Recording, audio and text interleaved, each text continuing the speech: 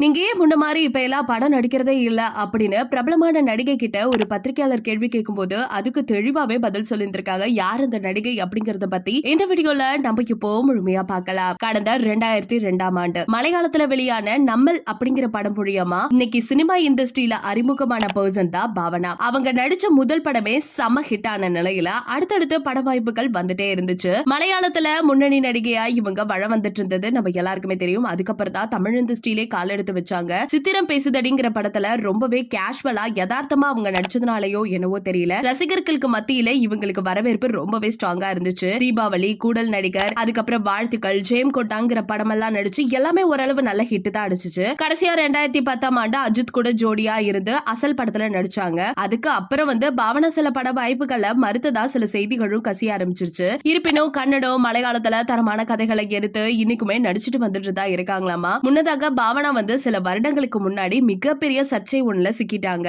அதுல இருந்து மீண்டு வரதுக்கு கொஞ்சம் காலங்கள் அவங்களுக்கு ஆனிச்சு. அந்த பிரச்சனையெல்லாம் கொஞ்சம் சால்வானதுக்கு பிறகு அவங்களோட காதலர், அது மட்டும் இல்லாம திரைப்பட தயாரிப்பாளரமான நவீன் என்பவரை இவங்க கல்யாணம் பண்ணிக்கிட்டு ரொம்ப சந்தோஷமா வாழ்ந்துட்டு வந்தாங்க. மேரேஜுக்கு அப்புறம் நடிப்புல கொஞ்சம் கொஞ்சமா கான்சென்ட்ரேட் பண்ணிட்டு வந்தாங்க. ஆனா திரைப்படங்களை குறைச்சுக்கிட்டாங்கன்னு தான் சொல்லணும். குறிப்பா சுமார் 14 வருடங்கள் கழிச்சு இப்ப தி டோர் அப்படிங்கிற படத்துல நடிச்சிட்டு வராங்க. அதுவும் தமிழ்ல. அண்மையில கூட இவர்கிட்ட நிறைய படங்கள் நடிக்கிறத நீங்க ஏன் குறைச்சுக்கிறீங்க அப்படின்னு நிறைய பேர் கேள்வி கேட்கும்போது அதுக்கு பாவனா என்ன சொன்னாங்கன்னா, என்னை பத்தி பல வதந்திகள் பரப்பப்பட்டுச்சு. அது மட்டும் இல்லாம சம்பந்தமே இல்லாம சில பேர் கூட சேர்த்து வச்சு பேசினாங்க. நான் உயிரோட இருக்கும் போதே நான் செத்துட்டேன் அப்படிங்கிற வதந்திகளும் பரப்பப்பட்டன. இதெல்லாம் பார்க்கும்போது எனக்கு ரொம்பவே கசப்பான அனுபவமா இருந்துச்சு. அதனாலதான் திரைப்படங்கள்லாம் நடிக்கிறத நான் குறைச்சிக்கிட்டேன் அப்படின்னு ரொம்பவே தெளிவா சொல்லியிருக்காங்க. இது உண்மையிலே வருத்த தெரிவிக்கக்கூடிய ஒரு விஷயம் தான். நம்ம உயிரோட இருக்கும் பொழுதே இறந்துட்டாங்கன்னு சொல்றதெல்லாம் ரொம்ப மோசமான விஷயம். இது சினிமா இண்டஸ்ட்ரியில இருக்கவங்களுக்கு ரொம்பவே காமனா நடந்துட்டு தான் இருக்கு.